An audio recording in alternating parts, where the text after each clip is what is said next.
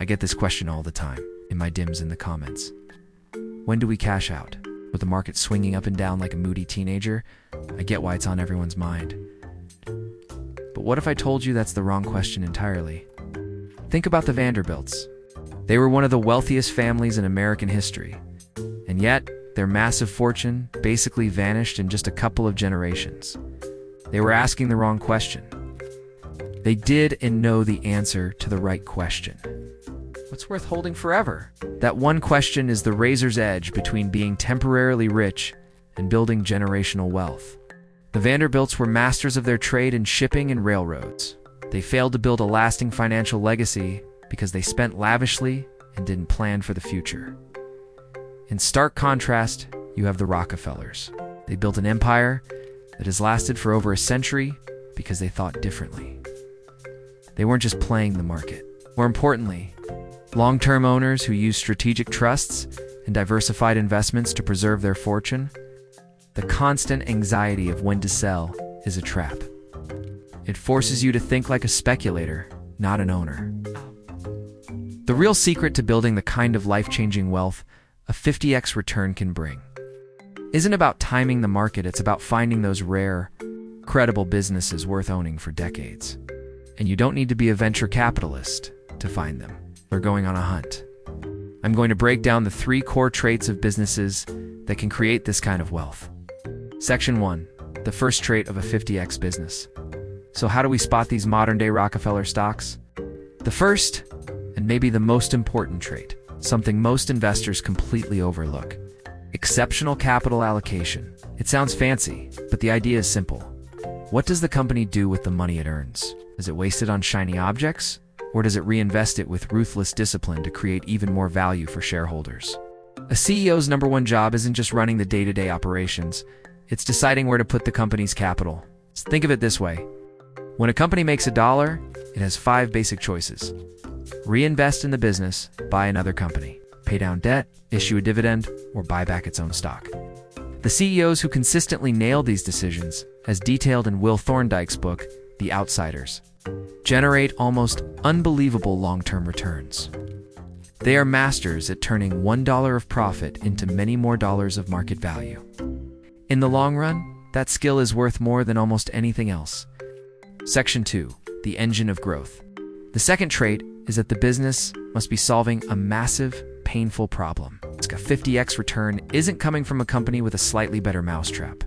It comes from a business that's fundamentally rewiring an industry or creating a new one.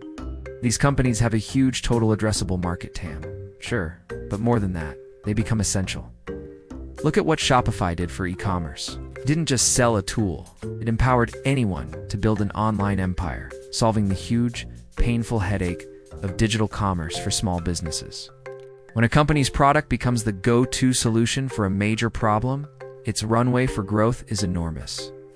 You want to find businesses whose growth is tied to the growth of an entire industry because they've become the platform for that industry. And hey, if you're enjoying this shift in thinking from cashing out to holding on, do me a favor and hit that subscribe button. We're all about non-VC wealth building strategies here. And I'd love for you to be part of the community. Section 3, the unbeatable defender. The third and final trait is a scalable model protected by a deep, impenetrable moat. Scalability just means the business can grow like a weed without its costs growing at the same pace. But growth is useless if you can't defend it. That's the moat. A competitive moat is a durable advantage that protects a company's profits from invaders, just like a real moat protects a castle. This could be a brand as powerful as Coca-Cola, a network effect like you see with social media platforms, high switching costs that lock in customers, or a unique cost advantage that nobody can replicate. Without a strong moat, success is just an invitation for competitors to come in and eat your lunch, eroding your profits over time. The companies that deliver those 50x returns are the ones that not only grow to a massive scale, but can also defend their kingdom for decades. That's what allows the magic of compounding to really work. So what's the takeaway here? The hunt for a 50x return isn't about chasing hot stock tips or obsessing over the daily noise of the market. It's a total paradigm shift. It's about finding businesses with three key things: brilliant capital allocation, a solution to a massive problem, and a powerful moat. Achieving this kind of return is rare. It takes patience and a holding period that can easily stretch 20 years or more. It means you have to start thinking like an owner of a business, not just a renter of a stock. The road to generational wealth is paved with discipline and a long-term view. It starts by ignoring that frantic voice asking, "When do we cash out?" And instead, calmly asking yourself, "Is this a business I'm willing to partner with for the next 2 decades?" Now, I want to hear from you. Based on these traits, what company do you think has what it takes to be a multi-decade compounder? Drop your thoughts in the comments below.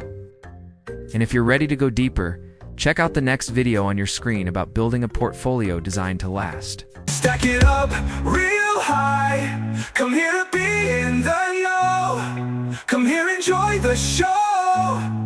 'Cause it's Warren's money time.